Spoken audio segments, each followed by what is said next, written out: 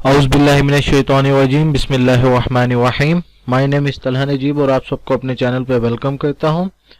Before we start our topic, आप सबसे गुजारिश है कि प्लीज़ सब्सक्राइब के बटन को क्लिक कर लें ताकि जो भी अपडेट्स हों वो आप तक बवक्त पहुंच सके।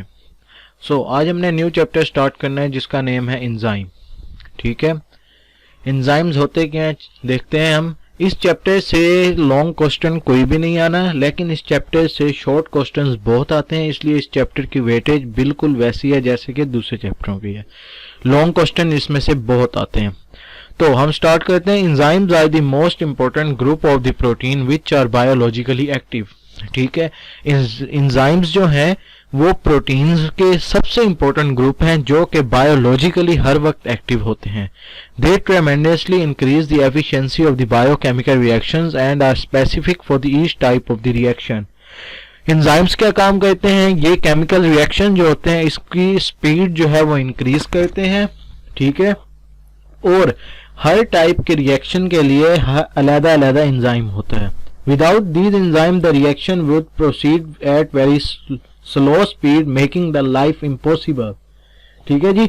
अब एंजाइम्स जो हैं वो बहुत ही तेज काम करते हैं। एंजाइम्स के बगैर रिएक्शन का रेट इतना जिंदा रहना भी नामुमकिन हो जाएगा। वो कैसे? अब हमें मीन्स ऑक्सीजन की जरूरत है एक इंसान को, उसी टाइम होना हम उसे ऑक्सीजन ना मिले, ठीक है, ये बहुत ही स्लो मेरी है, तो जाहिर सी बात है उसने जिंदा तो नहीं रह सकना उस ऑक्सीजन के बगैर। इसी तरह जो भी केमिकल रिएक्शंस हैं उसके लिए एंजाइम्स जो हैं एक ऑक्सीजन की मानिंद है, यानी कि अगर एंजाइम जो होंगे रिएक्शन के अंदर तब ही वो रिएक्शन अपने रेट पे प्रोसीड करेगा, अदरवाइज नहीं करेगा। नेक्स्ट हमारे पास आ जाता है enzymes are the composed of hundreds of the amino acids, ठीक है, joined together and coiled upon themselves to form the globular structure। जैसा कि हमने प्रीवियस टॉपिक में ये रीड किया था कि जो भी प्रोटीन होते हैं वो अमाइनो एसिड से मिलकर बनते हैं, तो जो एंजाइम्स हैं वो भी एक प्रोटीन है, तो एंजाइम्स भी जाहिर सी बात है अमाइनो एसिड से मिलकर बनते हैं और अमाइनो एसिड से ऐसे क्वाइल होते हैं कि एक ग्लोब की शक्ल बना दे, यानी कि राउंड स्ट्रक्चर बना दे, तो उसको हम ग्लोबुलर स्ट्रक्चर कहते हैं। तो एंजाइम्स जो होते हैं ये ग्लोबुलर स्ट्रक्चर होता है। नेक्स्ट है हमारे पास the catalytic activity is restricted to the small portion of the structure known as the active site.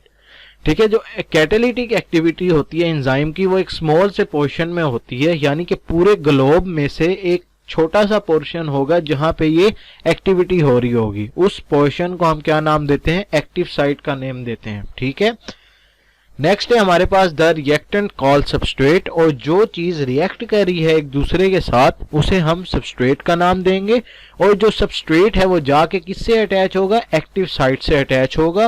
Consisting only few amino acids, कुछ अमाइनो एसिड इस काम में यूज होंगे, otherwise rest of bulk of amino acids maintain the globular structure.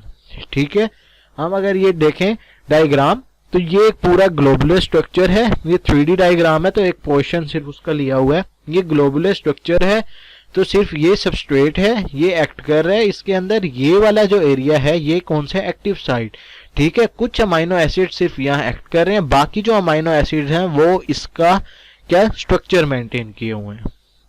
So enzyme consist of the solely protein, other also have non protein part known as the cofactor. ठीक है, enzymes के अंदर non protein part भी होता है, उसको हम क्या कहते हैं? कोफैक्टर। कोफैक्टर काम क्या करता है? ये सिर्फ प्रॉपर फंक्शनिंग के लिए काम कर रहा होता है। मींस अगर अब हम इस डायग्राम को देखें, ये सबस्ट्रेट है और ये एक्टिव साइट, ये इस पे अटैच हो तो जाएगा, लेकिन इसका ये जो स्ट्रक्चर है ये कंप्लीट नहीं होगा, इसलिए कोफैक्टर को हम इसमें लगाते हैं। क्यों होता है कोफैक्टर? ताकि ये अपना फंक्शन सही तरीके से परफॉर्म कर सके। The cofactor usually act as the bridge between enzyme and substrate. Enzyme को सबस्ट्रेट को एक्टिव साइट तक पहुंचने के लिए कोफैक्टर जो है वो एक ब्रिज का काम करता है। ठीक है, often it's contribute directly to the chemical reactions which bring about the catalysis.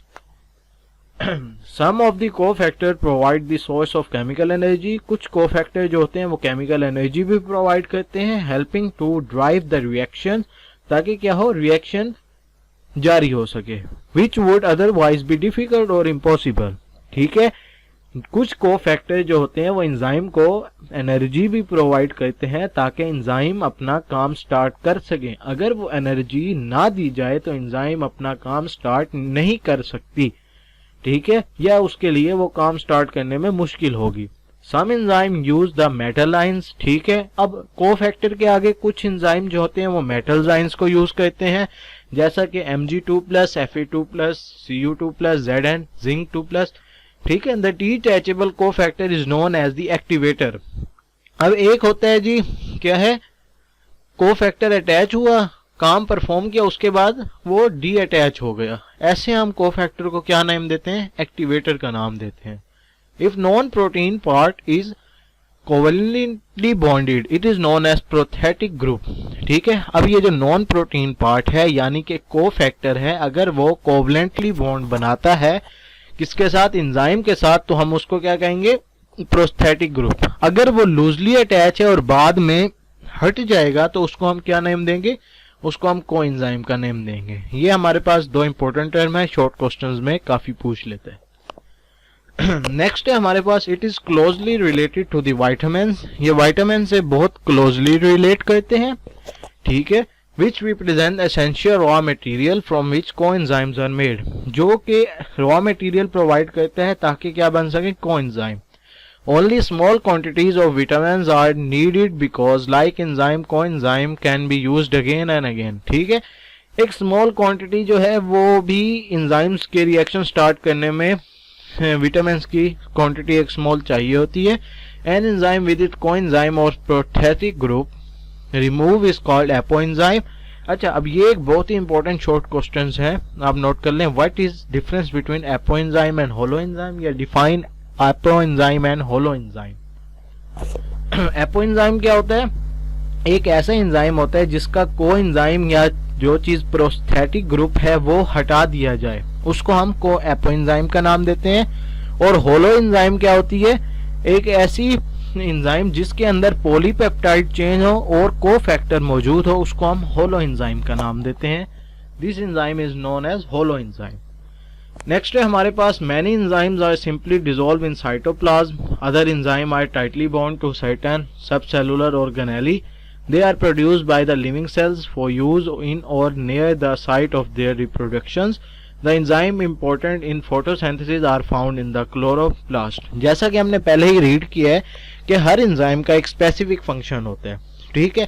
जब एक एंजाइम स्पेसिफिक फंक्शन प्रोड्यूस कर रही है तो वो अपनी स्पेसिफिक जगह पे ही होगी, ठीक है। अब जैसे क्लोरोप्लास्ट जो है जो एंजाइम फोटोसिंथेसिस में मेजर रोल प्ले करता है तो वो कहाँ पे होगा, क्लोरोप्लास्ट में होगा, ठीक है। और जो एंजाइम सेलुलर रेस्पिरेशन में हेल्प करता है वो कहाँ पे होगा, वो माइटोकॉन्ड्रिया में होगा। ऐसा तो नहीं होगा कि जो सेलुलर रेस्पिरेशन में कर रहा हो वो फोटोसिंथेसिस वाली जगह पे हो, जो फोटोसिंथेसिस में हेल्प कर रहा है वो सेलुलर रेस्पिरेशन वाली जगह पे हो, नहीं। हर एंजाइम अपना एक स्पेसिफिक रिएक्शन करती है और उसकी एक स्पेसिफिक जगह होती है, ठीक है। Some of the other enzymes which are involved in synthesis proteins are the integral parts of the ribosomes, ठीक है। कुछ एंजाइम जो कि प्रोटीन की सिंथेसिस में इन्वॉल्व होती हैं वो पार्ट्स होती हैं किसका, राइबोसोम्स का।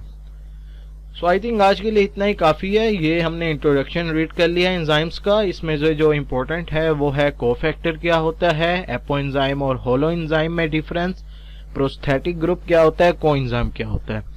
आई थिंक इसमें कोई इतनी मुश्किल चीज़ नहीं है। अगर फिर भी कोई क्यूरी हो तो प्लीज़ हमें कांटेक्ट कीजिएगा, इंशाल्लाह आपकी प्रॉब्लम ज़रूर सॉल्व की जाएगी। आज के लिए इतना ही। अपना ख्याल रखिएगा, घर वालों का ख्याल रखिएगा। अल्लाह हाफिज़।